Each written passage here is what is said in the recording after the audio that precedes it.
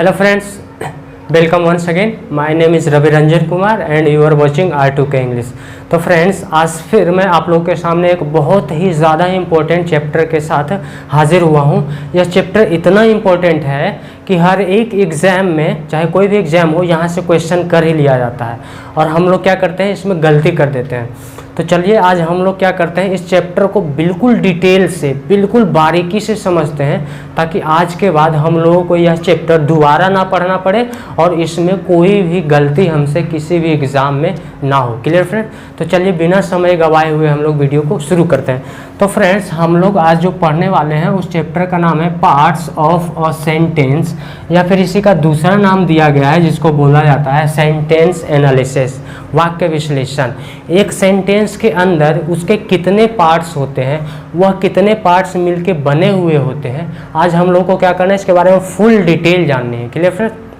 जिस प्रकार से एक डॉक्टर जो है एक बॉडी को चीड़ फाड़ के पूरा क्या करता है, उसको सही कर लेता है, उसको देखता है क्या क्या है, उसी प्रकार से हम लोग क्या करेंगे, एक सेंटेंस का फुल ऑपरेशन करेंगे, फुल चीड़ फाड़ करके देखेंगे कि इसके अंदर क्या क्या चीज़ है, इसके अंदर क्लियर है, वो कितने चीज़ हैं, किस किस से मिल के बना होता है, पूरा डिटेल। और आज के बाद मैं आप लोगों को गारंटी देता हूँ फ्रेंड्स 100% कि आज के बाद आप लोगों के ये जो चैप्टर है कभी दोबारा नहीं पढ़ना पड़ेगा। तो बिल्कुल आप लोगों को करना क्या है, बिल्कुल बारीकी से, बिल्कुल ध्यान से वीडियो को शुरू से लेकर लास्ट तक बस देखना है। क्लियर है? तो चलिए हम लोग बिना समय गवाए हुए वीडियो को शुरू करते हैं। तो हम लोग को फ्रेंड जो पढ़ना है, चैप्टर का नाम तो आप लोग जान ही गए होंगे। तो अब मैं आप लोगों को एक आइडिया दे दूं डायग्राम के थ्रू कि हम लोग आज पढ़ने वाले क्या हैं। आप लोग देखिएगा कि आप लोग एक्साइट भी होइएगा कि आज से पहले शायद आप लोग यह चीज़ ना पढ़े हों। Clear friends? ऐसे ऐसे चीज़ मैं आज आप लोगों को बताने वाला हूं। तो सबसे पहले मैं डायग्राम यदि बनाऊं, एक डायग्राम से मैं आप लोगों को आइडिया देना चाहता हूं। तो एक सेंटेंस जो होता है फ्रेंड्स, मेनली जो होता है इसके टू फॉर्म्स होते हैं, टू पार्ट्स होते हैं। पहला जो पार्ट्स होता है फ्रेंड्स वो होता है सब्जेक्ट, और दूसरा जो पार्ट होता है फ्रेंड्स वो होता है प्रेडिकेट। कुछ चीज़ें आप लोग जानते होंगे मगर बहुत सी सारी चीज़ें ऐसे मैं बताऊंगा जो कि आप लोग बिल्कुल उसका नाम तक नहीं सुनेंगे। तो ये तो हो गया हमारा फ्रेंड टू पार्ट्स। अब सब्जेक्ट को यदि हम लोग फर्दर डिवाइड करें तो पहला जो होता है इसका पार्ट होता है वो होता है सिंपल सब्जेक्ट। इसके दूसरे पार्ट की हम लोग बात करें फ्रेंड्स, वो होता है कंप्लीट, वो होता है कंप्लीट सब्जेक्ट। और इसके तीसरे पार्ट की यदि हम लोग बात करें तो होता है कंपाउंड। वो क्या होता है फ्रेंड्स? Compound subject. ये तो हो गया तीन। अब इस कंप्लीट सब्जेक्ट को भी दो पार्ट में बांटा गया है। तो इसको पहला पार्ट जो होता है फ्रेंड्स वो होता है एट्रीब्यूट। Clear friends? और इसका जो दूसरा पार्ट होता है उसे हम लोग बोलते हैं एजंक्ट। एजंक्ट इसी का एक दूसरा नाम दिया गया है जिसे हम लोग बोलते हैं पार्टिटिव। देखिए ये सब नाम क्लियर, यही सब चीज़ अब हम लोग पढ़ेंगे, इसी सब से क्वेश्चन किया जाता है एग्जाम में। Clear friend? तो ये हो गया हमारा सब्जेक्ट। देखिए इतने प्रकार के होते हैं। Clear friends? अब हम लोग बात करते हैं प्रेडिकेट की। तो प्रेडिकेट का जो पहला भाग होता है उसको हम लोग बोलते हैं वर्ब। Clear friends? तो वर्ब के जनरली हम लोग यहाँ पर टू फॉर्म से पढ़ेंगे। Clear friends? आगे मैं जब वर्ब का सेपरेट चैप्टर बताऊँगा उसमें मैं पूरा डिटेल इसमें दूंगा क्योंकि इसमें हम लोग को सेंटेंस का डिटेल पढ़ना है। Clear friends? तो सेंटेंस के अंदर एक वर्ब भी आता है, तो एक ब्रीफ इंट्रोडक्शन हम लोग इसका भी ले लेते हैं। तो वर्ब का जो पहला पार्ट हम लोग लेंगे उसको हम लोग लेंगे हेल्पिंग वर्ब के तौर पे। Clear friend? और इसका मेन पार्ट जो होता है उसको हम लोग बोलते हैं main verb. Clear? Helping verb और मेन वर्ब। इसका दूसरा प्रेडिकेट का दूसरे पार्ट की यदि हम लोग बात करें तो वो होता है फ्रेंड्स हमारा ऑब्जेक्ट। क्लियर है? और ऑब्जेक्ट भी यदि हम लोग इसको फर्दर डिवाइड करें तो ऑब्जेक्ट भी होते हैं हमारे तीन प्रकार के। पहला जो होता है फ्रेंड्स वो होता है डायरेक्ट ऑब्जेक्ट, डायरेक्ट ऑब्जेक्ट। और दूसरा पार्ट जो होता है फ्रेंड्स इसका इनडायरेक्ट ऑब्जेक्ट, इनडायरेक्ट ऑब्जेक्ट। और इसका तीसरा पार्ट जो होता है फ्रेंड्स वो होता है object of preposition. Clear friends? ये देखिए ऑब्जेक्ट तीन प्रकार के होते हैं। एक एक चीज़ आज मैं आपको बताऊंगा, कुछ भी नहीं छूटेगा एक सेंटेंस के अंदर। Clear friends? इसका तीसरे पार्ट की यदि मैं बात करूं तो होता है कॉम्प्लीमेंट, कॉम्प्लीमेंट्स। Clear friends? तो कॉम्प्लीमेंट्स के भी दो पार्ट होते हैं। तो पहला होता है हमारा फ्रेंड सब्जेक्ट कॉम्प्लीमेंट और दूसरा होता है हमारा फ्रेंड ऑब्जेक्ट कॉम्प्लीमेंट। इतना देखिए आज हम लोगों को पढ़ना है। हम लोग सिंपल सी बात क्या जान के रखते हैं कि एक सब्जेक्ट के अंदर सब्जेक्ट आता है, सेंटेंस के अंदर सब्जेक्ट आता है, दूसरा वर्ब आता है, तीसरा ऑब्जेक्ट आता है। मगर देखिए एक सब्जेक्ट के अंदर कितना चीज़ आता है और कुछ इसी सब चीज़ के बारे में हम लोग नहीं जानते हैं और इसी में हम लोग क्या कर बैठते हैं, गलतियाँ कर बैठते हैं। क्लियर है? तो मैं आज पक्का आपको वादा करता हूँ कि आज के बाद आप लोगों में क्या होगा, सेंटेंस के अंतर्गत कोई भी गलतियाँ आपसे नहीं होगी। Clear friends? बस आप लोग को वीडियो क्या करना है, ध्यान से देखना है, समझना है। तो ये नहीं कि बस इसको थोड़ा सा देख लिए और गलतियाँ नहीं हुई। इसके लिए आप लोगों को मेहनत करना पड़ेगा, इसके लिए आप लोगों को चीज़ों को बारीकी से समझना पड़ेगा। Clear friend? मैं वीडियो इसीलिए थोड़ा सा डिटेल में जाएगा, लंबा होगा वीडियो, तो उससे कोई दिक्कत नहीं, क्योंकि पढ़ने का सबसे सही तरीका जो होता है कॉन्सेप्ट वाइज। फ्रेंड्स, लोग ट्रिक के मैंने शॉर्टकट में भागते हैं, ट्रिक से पढ़ना चाहते हैं, तो ट्रिक जो है बहुत धोखा देता है। मेन टाइम पे पढ़ाई का कोई ट्रिक होता ही नहीं है, लोग ज़बरदस्ती उसको बना देते हैं ट्रिक। पढ़ाई का मेन मतलब होता है कॉन्सेप्ट। बार बार आप क्या कीजिए, 100 बार ट्रिक से पढ़िए, 100 बार आपको पढ़ना पड़ेगा और कभी ना कभी फिर भूलिएगा, फिर भूलिए, फिर पढ़िए, फिर भूलिए। इससे बढ़िया 100 बार से पढ़ने से बढ़िया क्या है, एक बार आप कॉन्सेप्ट वाइज पूरा डिटेल से पढ़ लीजिए, ताकि फिर आपको दोबारा पढ़ना ही ना पड़े। क्लियर है? तो इसी कॉन्सेप्ट वाइज से आज मैं आपको लोगों को पढ़ाऊँगा कि दोबारा इस सेंटेंस के बारे में आप लोग से ना कभी गलती होगी, ना कभी पढ़ना पड़ेगा। क्लियर? इसके लिए आप लोगों को लास्ट तक वीडियो को बारीकी से समझना पड़ेगा फ्रेंड्स।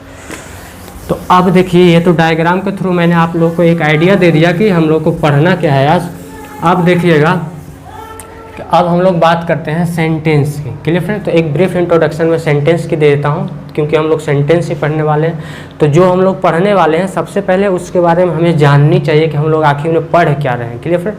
तो एक सेंटेंस क्या होता है, what do you know about sentence या व्हाट इज सेंटेंस? तो इसका एक्चुअल जो डेफिनेशन होता है वो होता है कि sentence is a group of words that makes a complete meaning. एक सेंटेंस क्या होता है फ्रेंड्स, ये क्या होता है, एक से ज़्यादा वर्ड से मिलकर बने हुए होते हैं। एक से ज़्यादा मतलब 2, 3, 4, 5 कितने भी वर्ड्स आ जाए, एक से ज़्यादा होना चाहिए, और ये उससे मिलके बने होते हैं। और यह मिले हुए जो वर्ड हैं, यदि कंप्लीट मीनिंग दे रहे हैं, तब जाके यह सेंटेंस कहलाए। Clear friends? तो a sentence group of words that makes a complete meaning या complete sense, that is called sentence. Clear friends? ये तो हमारा हो गया सेंटेंस का डेफिनेशन। अब इसका मैं एक बहुत ही अहम पॉइंट आप लोगों को मैं बताना चाहता हूँ। ये होता क्या है फ्रेंड्स कि each and every sentence starts with a capital letter. Clear friends? किससे? Capital letter. हर एक दुनिया का कोई भी इंग्लिश का सेंटेंस हो, वो स्टार्ट किससे होना चाहिए? कैपिटल लेटर से। क्लियर है? या उसी को हम लोग क्या बोलते हैं friends? Initial letter. Capital letter का ही दूसरा नाम दिया गया है इनिशियल लेटर। क्लियर? इसका सिनोनिम होगा। अब कैपिटल लेटर को यदि मैं सरल भाषा में आप लोग को बताऊं तो बड़ी ABCD, बड़ी ABCD, छोटी ABCD हम लोग पढ़ते आ रहे हैं बचपन से। तो एक सेंटेंस जो है, दुनिया का कोई भी अंग्रेजी का सेंटेंस स्टार्ट किससे होना चाहिए? तो बड़ी ABCD से। यदि वो सेंटेंस बड़ी ABCD से स्टार्ट नहीं है तो वह सेंटेंस कहलाने लायक नहीं है। Clear friends? और यह एंड किससे होना चाहिए? Each and every sentence start with a capital letter और initial letter and ends with full stop, question mark, sign of exclamation. यदि इन तीनों से ख़त्म हो रहे हैं सेंटेंस जाके, तभी वो सेंटेंस होगा। अब जैसे मैं यहाँ पर बोल दूँ कि Ram is a boy. Clear friends? अब मैं कुछ ना दूँ, ऐसे छोड़ दूँ, तो यह एक सेंटेंस ना है। मान लीजिए ये कैपिटल लेटर से शुरू हुआ है, अलग बात है, मगर देखिए इसके लास्ट में कुछ नहीं है। Clear friends? तो जब तक इन तीनों में से कोई नहीं आएगा, तब तक वो क्या होगा? सेंटेंस नहीं कहलाएगा। Clear friends? तो दो चीज़ें हम लोग को क्या ध्यान रखनी है कि कोई भी सेंटेंस शुरू किससे होनी चाहिए? कैपिटल लेटर से या फिर इनिशियल लेटर से, और ख़त्म किससे होना चाहिए? फुल स्टॉप से या फिर क्वेश्चन मार्क से या फिर साइन ऑफ एक्सक्लामेशन से। Clear friends? ये हमें ध्यान रखना है। ये आपको लिखने में, यदि मान लीजिए आप कहीं पे इंटरव्यू के जा रहे हैं या जॉब के लिए या फिर कोई एग्जाम के लिए, तो आपको लिखने में ये सारी चीज़ें ध्यान देनी पड़ेगी। Clear friends? कि कहाँ पर हम लोग फुल स्टॉप डालें, कहाँ पर हम लोग क्या ये क्वेश्चन मार्क डालें, कहाँ पर साइन ऑफ एक्सक्लामेशन, तभी जाके पता चलता है कि अब यहाँ सेंटेंस ख़त्म हो गया। इसके बिना जो है सेंटेंस क्या है? इनकम्प्लीट है, का मतलब अधूरा है। Clear friends? अब हम लोग क्या करते हैं, बात करते हैं, इतना तक तो हम लोग को समझ में आ गया। अब इसके नेक्स्ट पॉइंट पे हम लोग बात करते हैं कि what is necessary to be a sentence. एक सेंटेंस होने के लिए क्या क्या चीज़ें ज़रूरी होती है। तो एक सेंटेंस होने के लिए फ्रेंड्स 3 चीज़ें ज़रूरी होती है। तो आइए बारी बारी से उनका हम लोग जिक्र करते हैं। पहला चीज़ जो ज़रूरी होता है वो होता है group of words. Group of words, सबसे पहला चीज़ उसमें क्या होना चाहिए, ग्रुप ऑफ वर्ड्स होना चाहिए। दूसरा चीज़ उसमें क्या होना चाहिए फ्रेंड्स, कंप्लीट मीनिंग।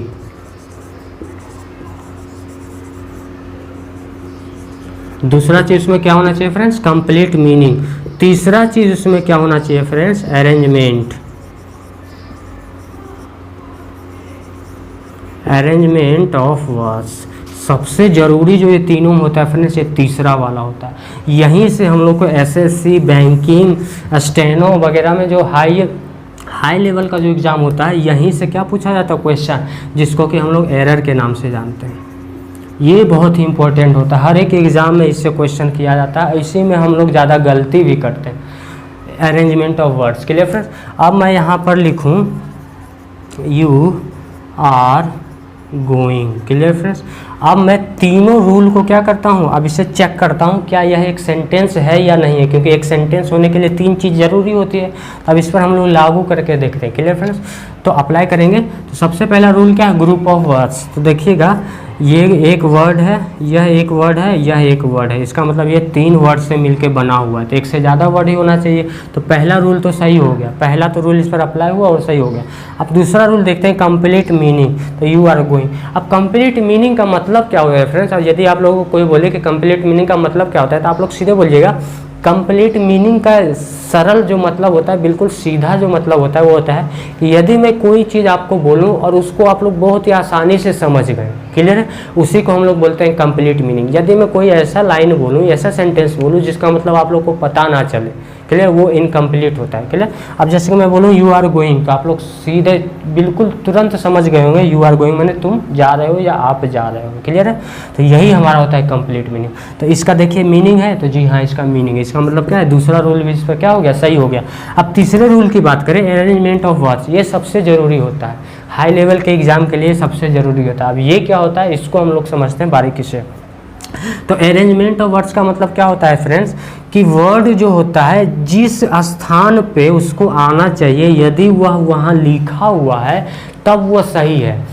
यदि वह ये सब जिधर आना चाहिए वहाँ ना आके कहीं, अब जैसे कि मैं यहाँ पर इसी सेंटेंस को गोइंग आर यू यदि लिख दूँ, तो क्या यह एक सेंटेंस है। इसमें भी देखिए 3 वर्ड्स है, एक वर्ड ये, एक वर्ड ये, एक वर्ड ये। Clear friends. इसमें भी 3 वर्ड है। इस ये तो रूल देखिए इस पर लागू हो गया, अप्लाई हो गया। मगर यह क्या एक सेंटेंस है, तो जी नहीं है। क्यों, क्योंकि इसमें जो अरेंजमेंट ऑफ वर्ड्स जो है वो गलत है। Clear friends. Arrangement of words क्या है, वह गलत है। जिस शब्द को जहाँ आना चाहिए देखिएगा वहाँ पर नहीं आया हुआ है। क्लियर है। इसी का मतलब क्या हो गया, यह गलत। इसको हम लोग अभी बिल्कुल बारीकी से समझेंगे। Clear friend. क्योंकि ये सबसे ज़्यादा ज़रूरी है, इसको हम लोग समझते हुए चलेंगे। तो आई होप कि यहाँ तक आप लोग समझ चुके होंगे। Clear friends. अब हम लोग आगे बढ़ते हैं। तो ये तो फ्रेंड्स हमारा था एक ब्रीफ इंट्रोडक्शन सेंटेंस का। सेंटेंस क्योंकि हम लोग पढ़ रहे हैं तो इसके बारे में जानना भी हमें क्या है, ज़रूरी है। अब सेंटेंस का जो पार्ट्स हम लोग डायग्राम में बनाए थे, अब सब को हम लोग क्या करते हैं, बारी बारी से पढ़ना शुरू करते हैं। तो इसके सबसे पहले जो पार्ट हमने जो डिवाइड किया था उसको हम क्या किया था, सब्जेक्ट और प्रेडिकेट। तो सबसे पहले हम लोग किसके बारे में पढ़ते हैं, सब्जेक्ट के बारे में। तो अब हम लोग सबसे पहले बात करते हैं सब्जेक्ट होता क्या है, क्योंकि कुछ भी पढ़ेंगे तो पहले जानेंगे वो होता क्या है, तब चीज़ें और आसान हो जाएगी। Clear friends. अब हम लोग बोले गाड़ी। अब गाड़ी के सामने कोई खड़ा है, उसको पता ही नहीं कि गाड़ी होता क्या है, तो सबसे पहले ये तो जानना जरूरी है उसके लिए कि गाड़ी चली जाती है, उस पर बैठ के लोग एक जगह से दूसरे जगह जाते हैं या सामान लिए जाया जाता है ना, तो ये जानना जरूरी होता है। बस वो उसके सामने खड़ा है तो इससे क्या हो गया, वो सीख थोड़ी ना जाएगा, चीज़ों को जाननी जरूरी होती है। Clear friend. तो अब सब्जेक्ट क्या होता है, तो सब्जेक्ट का मतलब होता है friends one who perform the action. Subject क्या करता है, डूअर होता है, जो एक्शन को परफॉर्म करता है, उसी को हम लोग क्या बोलते हैं फ्रेंड्स, सब्जेक्ट बोलते हैं। क्लियर। इसको हिंदी में कर्ता बोलते हैं। Clear friends. तो सब्जेक्ट को हम लोगों ने क्या किया था फ्रेंड्स, 3 भागों में बांटा था। क्लियर है। तो पहला जो हम लोगों ने बांटा था सिंपल सब्जेक्ट, पहला सिंपल सब्जेक्ट, दूसरा हम लोगों ने बांटा था कंप्लीट, दूसरा हम लोगों ने बांटा था कंप्लीट सब्जेक्ट, और तीसरा हम लोगों ने बांटा था कंपाउंड सब्जेक्ट। Clear friends? तो सब्जेक्ट का हम लोगों ने क्या किया, 3 पार्ट में हम लोग बांटे थे इसको। तो अब हम लोग बारी बारी से उसको समझते हुए चलते हैं। Clear friends? तो पहला जो होता है इसका सिंपल सब्जेक्ट। अब ये सिंपल सब्जेक्ट क्या होता है फ्रेंड्स, कि it contains only 1 word subject. Clear है? सिंपल सब्जेक्ट का क्या मतलब होता है, एक वर्ड का सब्जेक्ट जिसमें कि सिर्फ एक वर्ड हो, without any description, without any article, without any adjective. Clear friends?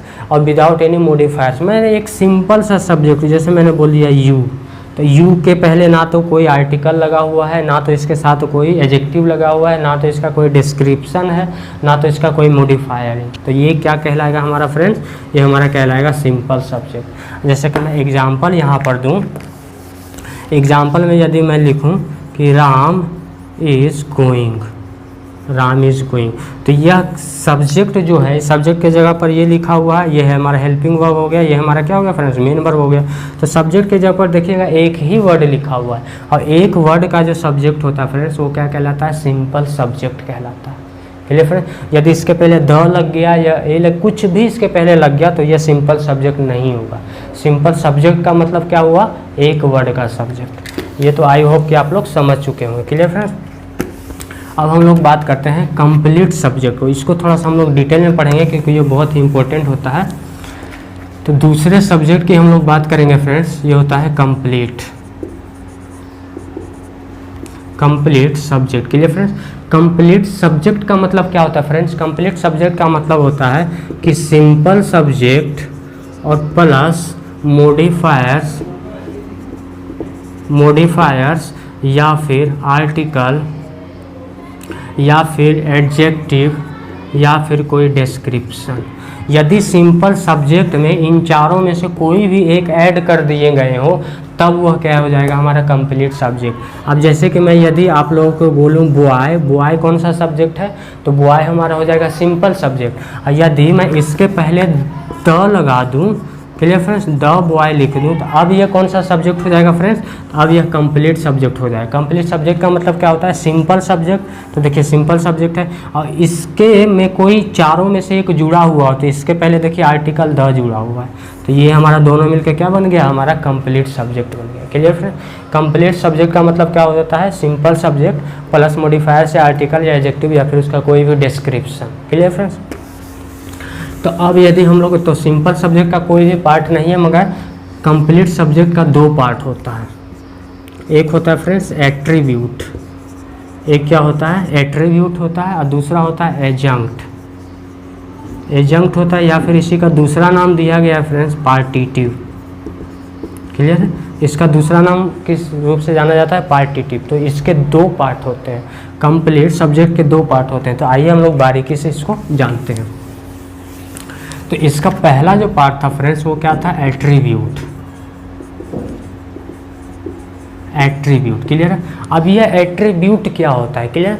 तो attribute are such words which tell some extra information about subject and written just after subject. इसका मतलब क्या हुआ फ्रेंड, कि एट्रीब्यूट वैसे शब्द होते हैं जो क्या करते हैं, सब्जेक्ट के बारे में कुछ अतिरिक्त जानकारियां हमें बताते हैं और इसका प्रयोग सब्जेक्ट के तुरंत बाद किए जाए, उसे हम लोग क्या बोलते हैं, एट्रीब्यूट बोलते हैं।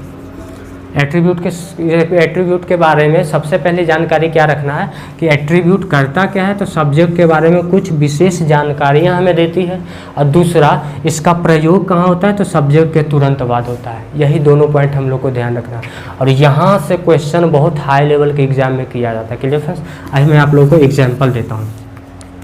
अब यदि मैं लिखूँ कि Raju my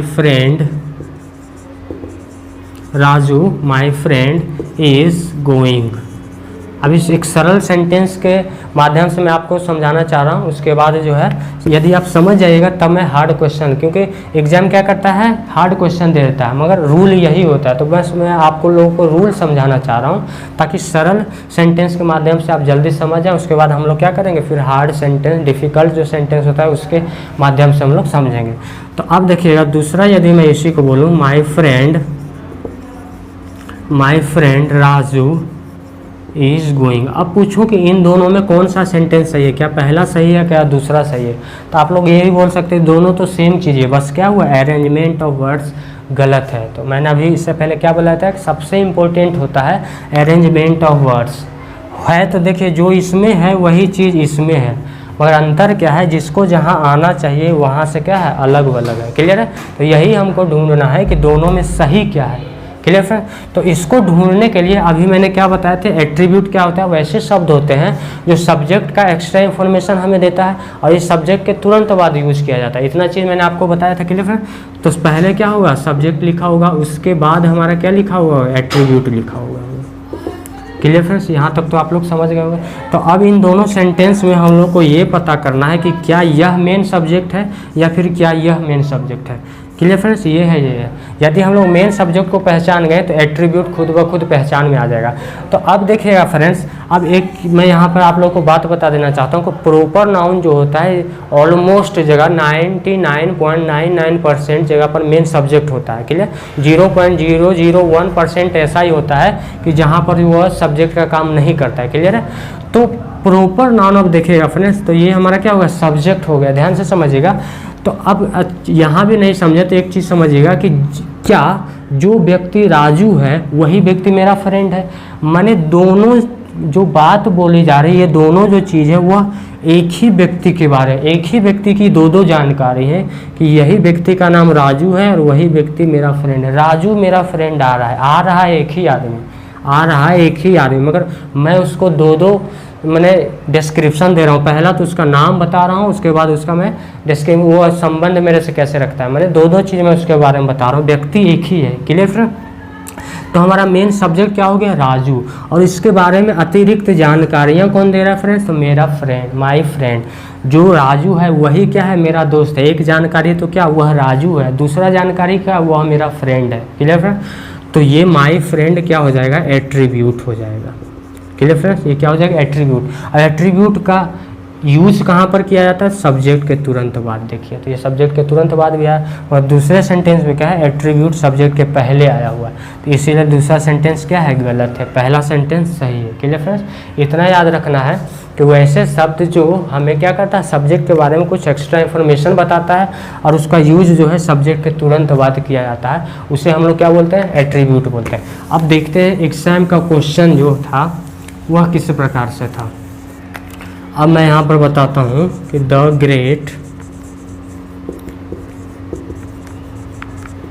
great Ashoka was a very kind king.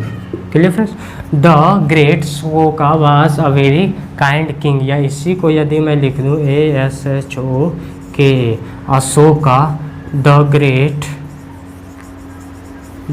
Was a very kind king. Clear friend, इन दोनों में कौन सा सही है।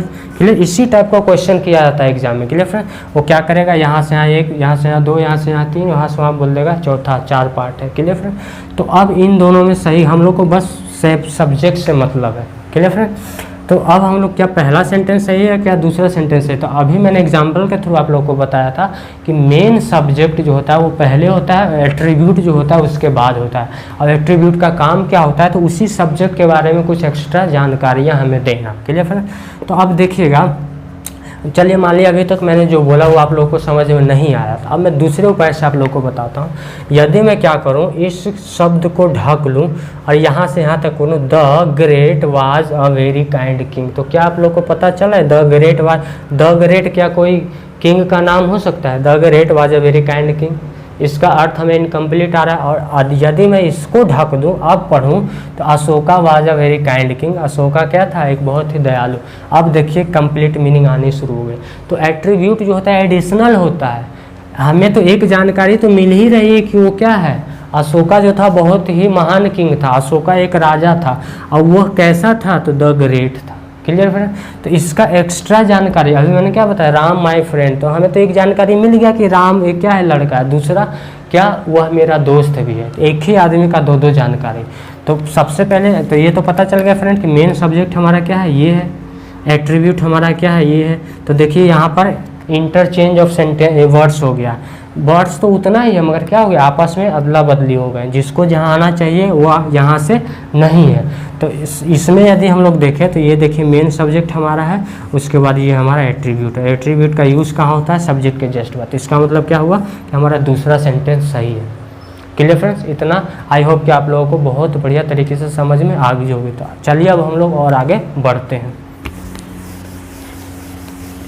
अब इसके दूसरे पार्ट की यदि हम लोग बात करें फ्रेंड्स, तो इसका दूसरा जो पार्ट था, पहला तो एट्रीब्यूट पार्ट था, उसके बाद दूसरा पार्ट हम लोगों ने क्या किया था, adjunct.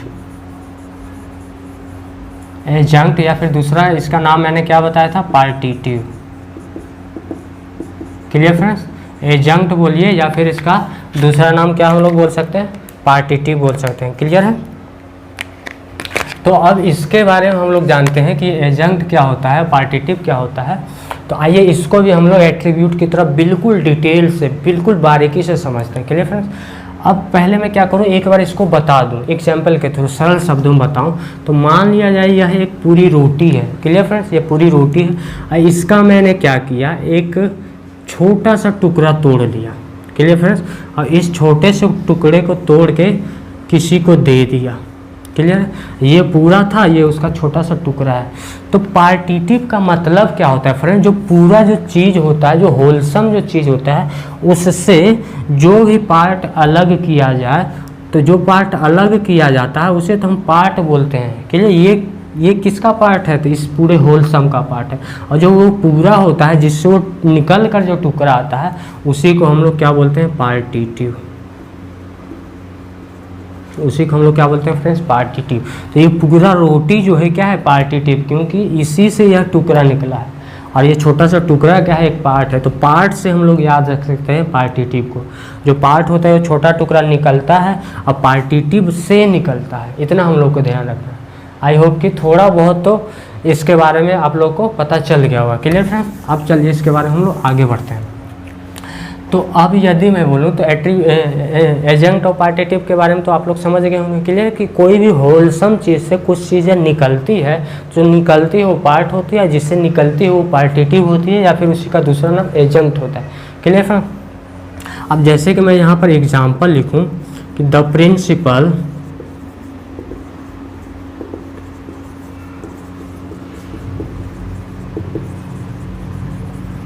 The principal of this school is coming to me. Clear friend, the principal of this school is coming to me. इस स्कूल के जो प्रिंसिपल हैं वो मेरी ओर आ रहे हैं। तो अभी हम लोगों ने क्या किया था फ्रेंड्स, एक रोटी लिया था, उसका छोटा टुकड़ा, इसी से हम लोग अभी और आगे समझेंगे। और ये इसका क्या था, छोटा सा टुकड़ा था। अब यहाँ पर देखिएगा फ्रेंड्स, इस स्कूल को और इस प्रिंसिपल को क्या हम लोग इससे रिलेट नहीं कर सकते हैं। यह प्रिंसिपल जो है इस छोटे से टुकड़े के समान है, और यह स्कूल जो है इस रोटी के समान है। क्यों? क्योंकि एक स्कूल में बहुत सारे लोग रहते हैं, बहुत सारे लड़के रहते हैं, बहुत सारे लड़कियां रहती हैं, बहुत सारे चपरासी रहते हैं। क्लियर, वो बहुत सारे जो होते हैं खाना बनाने वाले होते हैं, बहुत सारे झाड़ू लगाने वाले होते हैं, बहुत सारे, मैंने हज़ार की संख्या मान लीजिए, या 1000 क्या है उसमें, उसकी उस स्कूल की पॉपुलेशन है। Clear friends. और उस पॉपुलेशन में हम लोग मात्र एक व्यक्ति की बात कर रहे हैं। क्लियर है। तो क्या यही रोटी के समान यह स्कूल नहीं हुआ, और क्या यह एक टुकड़े के समान यह प्रिंसिपल नहीं हुआ। क्लियर फ्रेंड्स, क्योंकि यह प्रिंसिपल क्या है, इस स्कूल का एक टुकड़ा है, एक छोटा सा हिस्सा है। Clear friends. तो इसको हम अभी मैंने क्या बताया था कि जो पूरा जो होगा वो क्या कहलाएगा, हमारा पार्टिटिव कहलाएगा। पूरा क्या कहलाएगा फ्रेंड्स, पार्टिटिव कहलाएगा।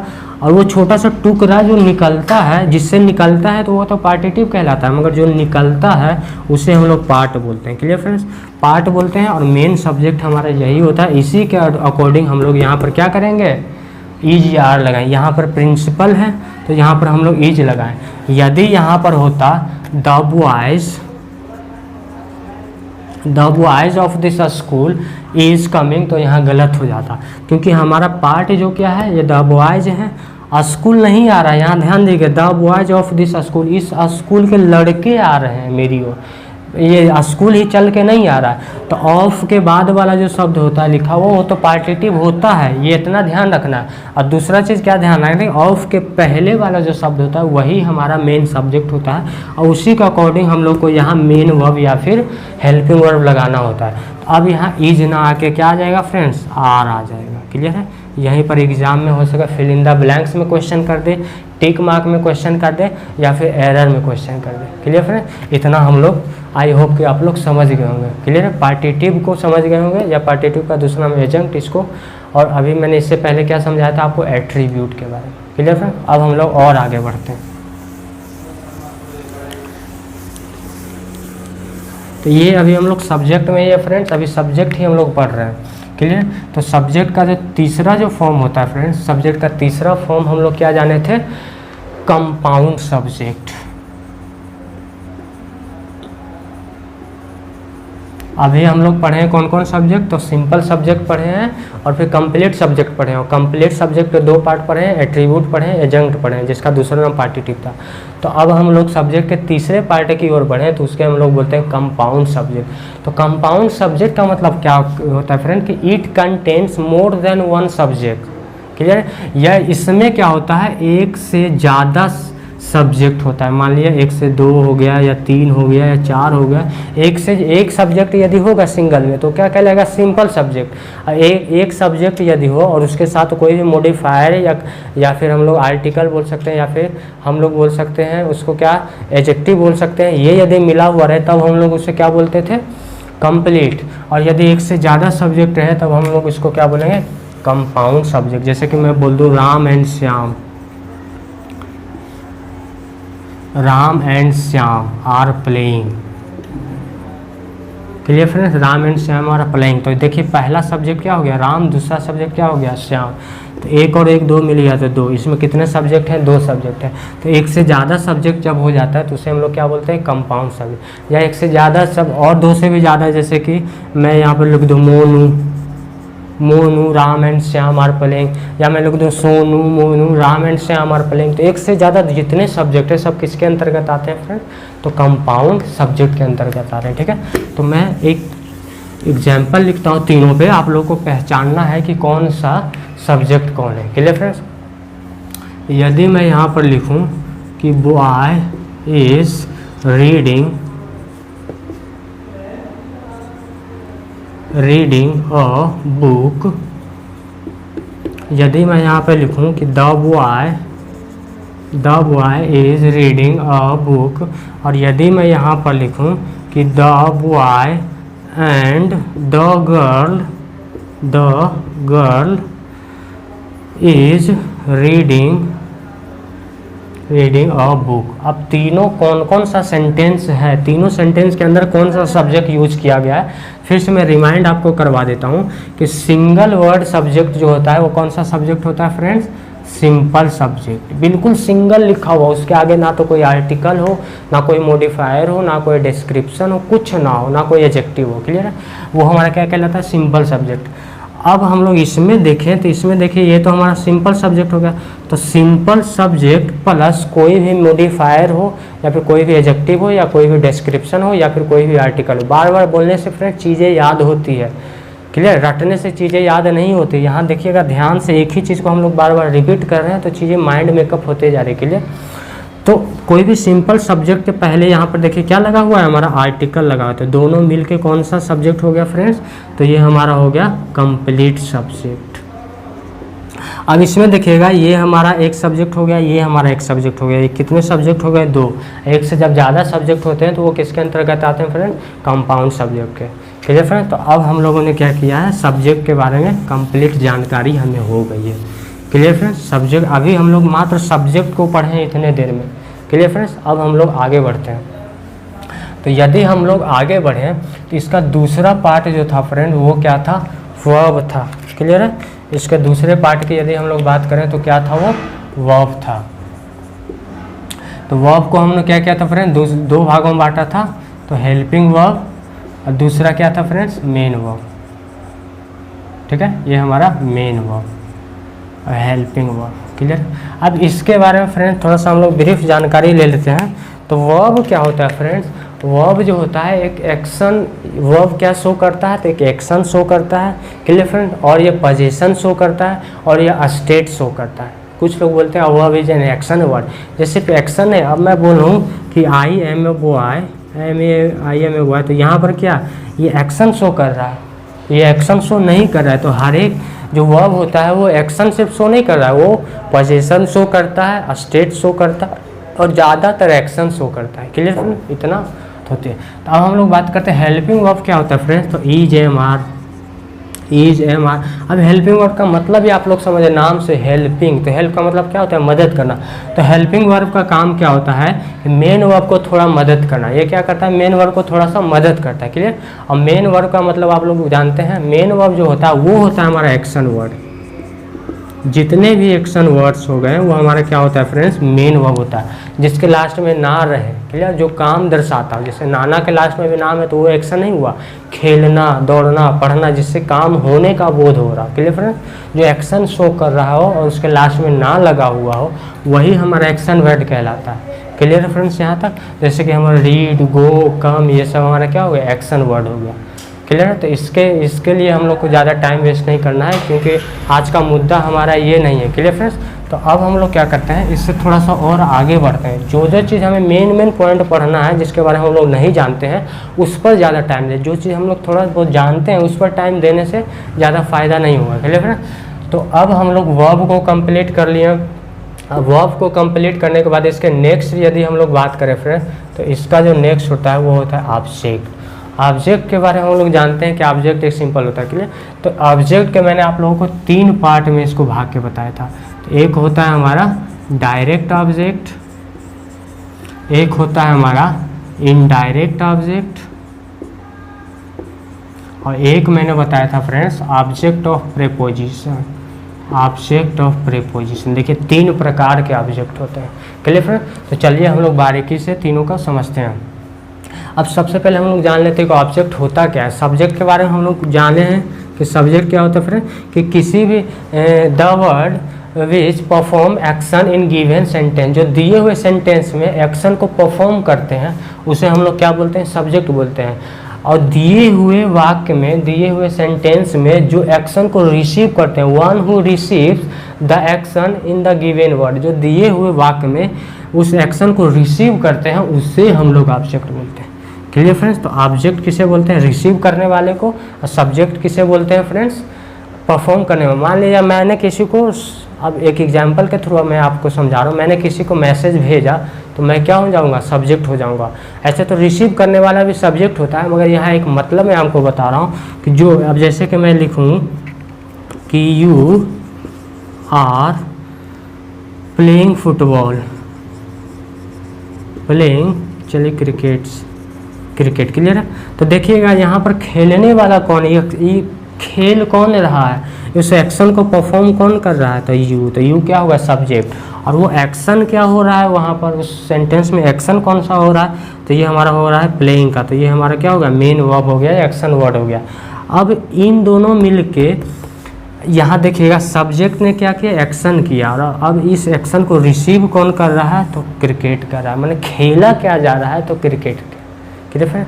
तो ऑब्जेक्ट का काम ही क्या होता है, एक्शन को रिसीव करना। Clear friends. तो और देखिए हम लोग अब यहाँ पर समझते हैं। तो हम लोग इतना तो समझ गए कि one who receives the action in given sentence is called object. जो दिए हुए सेंटेंस में जो दिए हुए वाक्य में एक्शन को रिसीव करते हैं उसे हम लोग क्या बोलते हैं, ऑब्जेक्ट बोलते हैं। और ऑब्जेक्ट के 3 प्रकार होते हैं, ये 3 फॉर्म्स में पाए जाते हैं, डायरेक्ट ऑब्जेक्ट, इनडायरेक्ट ऑब्जेक्ट और object of preposition. Clear friend. तो अब यदि मैं बात करूं कि डायरेक्ट ऑब्जेक्ट और इनडायरेक्ट ऑब्जेक्ट और ऑब्जेक्ट ऑफ प्रीपोजिशन, यहाँ पर ध्यान से समझिएगा फ्रेंड्स। जैसे कि मैं यहाँ लिखूं कि he gave me a pen. Clear है, he gave me a pen. अब यहाँ पर ध्यान दीजिएगा, देने वाला व्यक्ति कौन है, किसने दिया, तो ही ने दिया, ये सब्जेक्ट है। और काम क्या किया जा रहा है, तो देने का काम किया जा रहा है। तो ये क्या है, एक्शन वर्ड है। Clear friends. अब देखिएगा क्या यह भी एक ऑब्जेक्ट है और यह भी एक ऑब्जेक्ट है, तो इसमें डायरेक्ट ऑब्जेक्ट कौन है, यह डायरेक्ट ऑब्जेक्ट है या यह डायरेक्ट ऑब्जेक्ट है, यह इनडायरेक्ट ऑब्जेक्ट है या फिर यह इनडायरेक्ट ऑब्जेक्ट है, ये हमें पता लगाना। तो डायरेक्ट ऑब्जेक्ट का पता लगा लिए तो बाकी वाला क्या हो जाएगा, इनडायरेक्ट ऑब्जेक्ट हो जाएगा। तो अब हम लोग देखते हैं। तो अभी मैंने क्या बताया था फ्रेंड, जो डायरेक्ट ऑब्जेक्ट होता है वो एक्शन को रिसीव करता है, ऑब्जेक्ट और डायरेक्ट ऑब्जेक्ट सेम होता है। Clear friend. और इनडायरेक्ट ऑब्जेक्ट जो होता है वह क्या होता है, एडिशनल होता है सेंटेंस में, और वह रिलेट किससे करता है फ्रेंड, सब्जेक्ट से। हमेशा याद रखिएगा डायरेक्ट ऑब्जेक्ट जो होता है वह रिसीव क्या करता है, एक्शन को। Clear friends. और ये डायरेक्ट रिलेशन भी किससे बनाता है, एक्शन से। मगर इनडायरेक्ट ऑब्जेक्ट जो होता है वह क्या करता है, रिलेशन बनाता है सब्जेक्ट से, वह एक्शन को रिसीव नहीं करता है, वह रिलेशन सिर्फ बनाता है सब्जेक्ट से। क्लियर। अब यहाँ पर देखिएगा फ्रेंड कि यहाँ पर ये दिया गया है, तो देने वाली चीज़ क्या है, क्या मी देने वाली चीज़ है, क्या व्यक्ति कोई दिया नहीं, उसने मुझे क्या किया, एक कलम दिया है, ना कि मुझे उठा के मुझे दे दिया, उसने क्या किया, एक कलम को दिया है। तो ये डायरेक्ट ऑब्जेक्ट जो क्या, जो एक्शन को जो रिसीव करता है वही क्या होता है, हमारा डायरेक्ट ऑब्जेक्ट होता है। तो यहाँ पर डायरेक्ट ऑब्जेक्ट क्या हो, ये वॉइस में बहुत काम आएगा फ्रेंड्स, याद रखिएगा। क्लियर। तो हमारा डायरेक्ट ऑब्जेक्ट क्या हो गया, ये। क्यों, क्योंकि यह जो है एक्शन को रिसीव कर रहा है। Clear friend. अब ही ने किसको दिया, तो मुझे दिया, तो यह लिंक किससे करता है, सब्जेक्ट से। तो अभी मैंने क्या बताया, इनडायरेक्ट ऑब्जेक्ट जो है लिंक किससे करता है, संबंध किससे रखता है, सब्जेक्ट से। मगर डायरेक्ट ऑब्जेक्ट रिसीव भी एक्शन को करता है और संबंध भी उसी से रखता है, बाकी से उसको कोई मतलब नहीं। Clear friends. तो ये तो था डायरेक्ट ऑब्जेक्ट और इनडायरेक्ट ऑब्जेक्ट के बारे में। अब यह ऑब्जेक्ट ऑफ प्रेपोजिशन क्या होता है, अभी तक तो हम लोग सुने थे कि सब्जेक्ट का ही क्या होता है, अपना एक ऑब्जेक्ट होता है, मगर नहीं, प्रेपोजिशन का भी अपना एक ऑब्जेक्ट होता है। Clear friends. अब मैं बोलूं कि he is coming to me, वह मेरी ओर आ रहा है। Clear friends. तो ये क्या हो गया, हमारा सब्जेक्ट हो गया, ये हमारा क्या हो गया, हेल्पिंग वर्ब हो गया। तो सब्जेक्ट क्यों हुआ, क्योंकि आने का काम कौन कर रहा है, सब्जेक्ट कर रहा है। इज हमारा हेल्पिंग वर्ब होता है, ये तो पता ही है। और काम क्या हो रहा है, तो आने का काम हो रहा है, तो मेन वो हमारा क्या हो गया है, कमिंग हो गया। अब ये टू हमारा क्या है फ्रेंड्स, प्रेपोजिशन है। अब यदि यहाँ पर टू ना लगा हुआ रहता फ्रेंड्स, अब हम लोग यदि पढ़ते ही इज़ कमिंग मी, वह मुझे आ रहा है, देखिए इसका सेंस कैसा आ रहा है, वह मुझे। तो यह मी जो ऑब्जेक्ट के जगह पर लिखा हुआ है, यह इन सब से क्या रिलेट नहीं कर पा रही है, एक अर्थ नहीं दे, माने इन सब से कनेक्ट नहीं हो पा रही। जैसे लग रहा है ये अलग रह रहा है, ये लोग अलग रह रहा है। ऐसे लोग होते हैं कि कुछ लोग अलग कुछ लोग अलग, है ना। जैसे कि कोई शादी होता है फ्रेंड, तो ना तो लड़का वाला लड़की वाले को जानता है, ना लड़की वाला लड़का वाले को जानता है। एक बीच वाला होता है, वो क्या करता है, इसको पकड़ के और इससे मिलवाता है। क्लियर। तो वही बीच वाले का काम कौन करता है फ्रेंड्स, प्रेपोजिशन। देखिए ना तो यह इससे रिलेशन कोई बना रहा है, ना तो यह इससे कोई रिलेशन बना रहा है। क्लियर। अब ये क्या कर दिया, ये बीच वाला जो आ गया, जो शादी करवाने, अब इसने क्या किया, दोनों को मिलवा दिया और दोनों को शादी, मतलब दोनों को रिलेट कर दिया एक दूसरे के। अब देखिए ही इज कमिंग टू, वह मेरी ओर आ रहा। अब देखिए इसका मीनिंग भी कंप्लीट हो गया। Clear friend. तो अब यह यहाँ पर आया तो, मगर यह कंडीशन क्या लेके आया कि मैं यहाँ आऊँगा तो तुम्हारी मदद करने, सब्जेक्ट की मदद करने, मगर यह तुम्हारा ऑब्जेक्ट नहीं होगा, यह मेरा ऑब्जेक्ट होगा। इसने आने के लिए कंडीशन क्या रखा, मैं आ तो जाऊँगा, सारा काम तो मैं कर दूँगा, मगर यह जो है ऑब्जेक्ट तुम्हारा नहीं मेरा होगा। तो यह मी जो है इस सब्जेक्ट का ऑब्जेक्ट नहीं है, इस प्रेपोजिशन का ऑब्जेक्ट है। इतना याद रखना है फ्रेंड्स। क्लियर है। तो चलिए ये भी आई होप कि आप लोग बढ़िया तरह से समझ गए होंगे। Clear friends. तो अब हम लोग और आगे बढ़ते हैं। चलिए फ्रेंड्स, तो इसके नेक्स्ट लेवल की यदि हम लोग बात करें तो इसका अगला पॉइंट जो आता है फ्रेंड्स वो होता है कॉम्प्लीमेंट। लास्ट में मैंने आपको क्या बताया था कि कॉम्प्लीमेंट्स, लास्ट पार्ट क्या होता है फ्रेंड्स, कॉम्प्लीमेंट। क्लियर है। ये इसका लास्ट पार्ट है। अब इसके कितने पार्ट होते हैं फ्रेंड्स, तो इसके दो पार्ट मैंने आप लोगों को बताया था, डायग्राम में याद कीजिएगा। तो पहला क्या बताया था, सब्जेक्ट कॉम्प्लीमेंट, और दूसरा क्या बताया था फ्रेंड्स, ऑब्जेक्ट कॉम्प्लीमेंट। क्लियर है। तो इसको ध्यान से समझिएगा, ये लास्ट है। इसके बाद वीडियो ख़त्म हो जाएगी। तो कॉम्प्लीमेंट का मतलब क्या होता है फ्रेंड्स कि कॉम्प्लीमेंट जैसा काम करता है वैसा काम है एट्रीब्यूट करता था। ध्यान कीजिएगा, जो पहले मैंने आपको एट्रीब्यूट के बारे में बताया था, जो सब्जेक्ट की क्या करती है एक्स्ट्रा इन्फॉर्मेशन बताती है, वही काम कॉम्प्लीमेंट्स भी करता है। क्लियर फ्रेंड्स, अभी मैं बताऊँगा कि दोनों में अंतर कैसे करना। तो कॉम्प्लीमेंट क्या काम करेगी, याद कीजिएगा कि यह क्या करेगी, यह सब्जेक्ट का एक्स्ट्रा इन्फॉर्मेशन या एडिशनल इन्फॉर्मेशन हमें बताएगी। क्लियर फ्रेंड्स, अब देखिएगा यहाँ बारीकी से समझिएगा, ये हमारा हो गया एट्रीब्यूट, एट्रीब्यूट, और ये हो गया हमारा subject complement, subject complement. Clear friend, सब कॉम्प्लीमेंट का मतलब तो आप लोग समझ गए कि ये क्या करेगा, सब्जेक्ट के बारे में एक्स्ट्रा इन्फॉर्मेशन हमें बताएगा। क्लियर, मगर सब्जेक्ट कॉम्प्लीमेंट क्या होता है, यह भी सब्जेक्ट के बारे में जो एक्स्ट्रा इन्फॉर्मेशन बताता है वो सब्जेक्ट कॉम्प्लीमेंट होता है, और ऑब्जेक्ट के बारे में जो एक्स्ट्रा इन्फॉर्मेशन बताता है वह क्या होता है, ऑब्जेक्ट कॉम्प्लीमेंट होता है। तो सब्जेक्ट कॉम्प्लीमेंट दो होता है, एक तो एट्रीब्यूट भी मैंने आपको पहले बताया और एक सब्जेक्ट कॉम्प्लीमेंट अभी आ रहा है। तो इन दोनों हम लोग अंतर कैसे पहचान पाएंगे कि कौन सब्जेक्ट कॉम्प्लीमेंट है और कौन एट्रीब्यूट है। तो ध्यान रखिएगा फ्रेंड्स, एट्रीब्यूट का यूज़ जो होता है वो कहाँ होता है, सब्जेक्ट के तुरंत बाद, और सब्जेक्ट कॉम्प्लीमेंट का यूज जो होता है फ्रेंड्स वह होता है ऑब्जेक्ट के जगह पर। अब कैसे मैं आप लोग को समझाता हूँ। अब जैसे कि यदि मैं यहाँ पर लिखूँ कि पहला सेंटेंस याद करवाऊँ, Ram my friend is playing. Clear friend, Ram my friend is playing. और यदि मैं इसका एक एग्जाम्पल लूँ तो यहाँ पर लिखूँगा Ram is a doctor. Clear friend, आप ध्यान से समझिएगा कि राम जो क्या था, मेन सब्जेक्ट था इसका, ये माई फ्रेंड उसका एडिशनल इन्फॉर्मेशन है। तो ये क्या कहलाया था फ्रेंड्स, एट्रीब्यूट कहलाता है। ठीक है, यह भी एट्रीब्यूट क्या कर रहा है, तो यह राम के बारे में एक्स्ट्रा इन्फॉर्मेशन दे रहा है और इसका यूज कहाँ हुआ है, तो सब्जेक्ट के तुरंत बाद हुआ है। ध्यान से समझिएगा फ्रेंड। मगर अब सब्जेक्ट कॉम्प्लीमेंट किसको बोलते हैं कि ये तो हमारा क्या हो गया, सब्जेक्ट हो गया, या हमारा हेल्पिंग हो गया, इसको लोग आंख बन के क्या बोलेगा, ऑब्जेक्ट है। तो यह एक ऑब्जेक्ट नहीं है, यह एक क्या है, सब्जेक्ट कॉम्प्लीमेंट है। क्यों है, क्योंकि जो व्यक्ति राम है वही व्यक्ति एक डॉक्टर है, एक ही व्यक्ति के बारे में। इसमें भी देखिएगा, जो व्यक्ति राम है वही व्यक्ति क्या है, मेरा दोस्त है। यहाँ भी एक ही व्यक्ति के बारे में बोला जा रहा है, यहाँ भी एक ही व्यक्ति के बारे में बोला है। मगर इसमें अंतर क्या फ्रेंड्स, एक चीज़ ध्यान दीजिएगा कि एट्रीब्यूट आ रहा है सब्जेक्ट के जस्ट बाद, मगर हमारा सब्जेक्ट कॉम्प्लीमेंट आ रहा है ऑब्जेक्ट के जगह पर लिखा हुआ। तो दोनों में अंतर क्या है फ्रेंड्स, तो सब्जेक्ट कॉम्प्लीमेंट क्या होता है, that words which tells some additional information about subject and used instead of an object। वैसे शब्द जो करे का काम तो करे, सब्जेक्ट के बारे में हमें एक्स्ट्रा इन्फॉर्मेशन ही बताए, मगर उसका यूज कहाँ हो, ऑब्जेक्ट के जगह पर। क्लियर है, उसे हम लोग क्या बोलते हैं, सब्जेक्ट कॉम्प्लीमेंट। मगर एट्रीब्यूट क्या होता है, एट्रीब्यूट भी ऐसा ही काम तो दोनों सेम करता है। यह भी क्या करता है, सब्जेक्ट के बारे में एक्स्ट्रा इन्फॉर्मेशन बताता है, मगर इसका यूज कहाँ होता है, तो सब्जेक्ट के तुरंत बाद। बस यूसेस का, इसके स्थान का, इसका एट्रीब्यूट का स्थान जो होता है सब्जेक्ट के तुरंत बाद होता है, और सब्जेक्ट कॉम्प्लीमेंट का स्थान कहाँ होता है, तो ऑब्जेक्ट के जगह पर। यहाँ थोड़ा सा दिक्कत होता है। अब हमें ऑब्जेक्ट और सब्जेक्ट कॉम्प्लीमेंट को चूज करने में थोड़ा सा परेशानी होगी। क्यों, क्योंकि दोनों एक ही जगह पे आता है। तो इतना याद रखना है छोटे में। ऐसे मैं इसके बारे में एक डिटेल से वीडियो बनाऊंगा।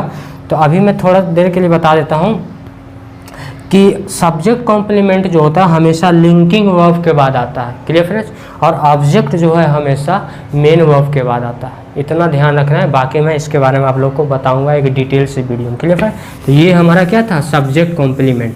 सब्जेक्ट कॉम्प्लीमेंट का काम क्या होता है, जो सब्जेक्ट के बारे में हमें एक्स्ट्रा इन्फॉर्मेशन बताएं। क्लियर फ्रेंड्स, हमें प्लस में उसके बारे में और कुछ बता रहा है कि वह राम जो है वह क्या है, एक डॉक्टर है। वही राम ही एक व्यक्ति है, यही क्या है, राम है, और यही क्या है, एक डॉक्टर है। दोनों एक ही व्यक्ति के बारे में बताया जा रहा है। क्लियर है, ये तो हो गया सब्जेक्ट कॉम्प्लीमेंट। और ऑब्जेक्ट कॉम्प्लीमेंट क्या होता है फ्रेंड्स, कि that word which add some extra information about object, उसे हम लोग क्या बोलते हैं, ऑब्जेक्ट कॉम्प्लीमेंट। जो ऑब्जेक्ट के बारे में कुछ एक्स्ट्रा इन्फॉर्मेशन हमें बताता है उसे हम लोग क्या बोलते हैं फ्रेंड्स, ऑब्जेक्ट कॉम्प्लीमेंट। अब जैसे कि मैं इसका एग्जाम्पल लूँ कि द PM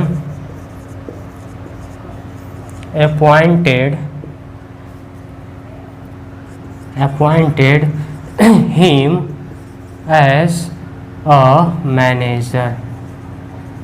क्लियर फ्रेंड्स, कि पीएम ने क्या किया, उसे एज ए मैनेजर अपॉइंट किया। तो अपॉइंट करने वाले कौन है, पीएम है, तो ये क्या हो गए, सब्जेक्ट हो गए।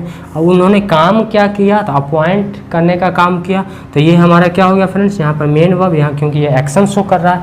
अब ये हमारा क्या हो गया फ्रेंड्स, ऑब्जेक्ट हो गया। किसको किया गया, तो ऑब्जेक्ट को किया गया।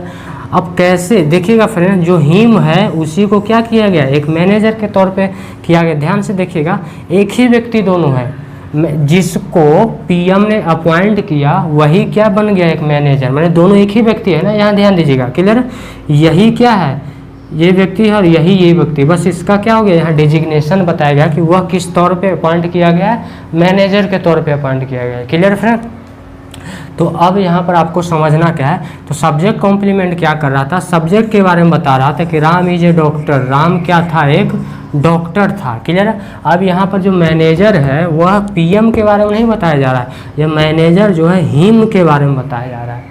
तो सब्जेक्ट कॉम्प्लीमेंट का काम क्या होता था, सब्जेक्ट के बारे में एक्स्ट्रा इन्फॉर्मेशन बताना। ऑब्जेक्ट कॉम्प्लीमेंट का काम क्या होता है, ऑब्जेक्ट के बारे में एक्स्ट्रा इन्फॉर्मेशन बताना। तो देखिए मैनेजर किसका एक्स्ट्रा इन्फॉर्मेशन है, हिम का, तो हिम क्या है, ऑब्जेक्ट है। ही जो होता है क्या, सब्जेक्टिव केस होता है, और इसका ऑब्जेक्टिव केस क्या होता है, हिम होता है। सी का हर होता है, यू का यू ही होता है। क्लियर फ्रेंड, तो इसका ऑब्जेक्टिव केस ये हिम हो गया, ये ऑब्जेक्ट हो गया, इसका एक्स्ट्रा इन्फॉर्मेशन क्या बता रहा है, मैनेजर बता रहा है। यदि आप लोग इतना ध्यान से समझ गए होंगे फ्रेंड्स, तो मैं पूरा आपको विश्वास दिलाता हूँ, 100% गारंटी दिलाता हूँ कि आप लोगों को जो क्या होगा, आज के बाद सेंटेंस में कभी कोई गड़बड़ी नहीं होगी, यदि आप लोग पूरे डिटेल से इस वीडियो को पूरी शांतिपूर्वक एकदम बारीकी से देखे होंगे तो। क्लियर फ्रेंड, तो आप लोगों से एक छोटी सी रिक्वेस्ट है मेरी फ्रेंड, कि यदि आप लोगों ने अभी तक मेरे चैनल को सब्सक्राइब नहीं किया है तो प्लीज़ चैनल को सब्सक्राइब कर दें, जिससे थोड़ी मदद मुझे भी मिलेगी और आप लोगों के पास मेरी हर एक वीडियो की नोटिफिकेशन सबसे पहले पहुंचेगी। क्लियर फ्रेंड्स, तो आज के लिए इतना ही, मिलते हैं एक नेक्स्ट वीडियो में।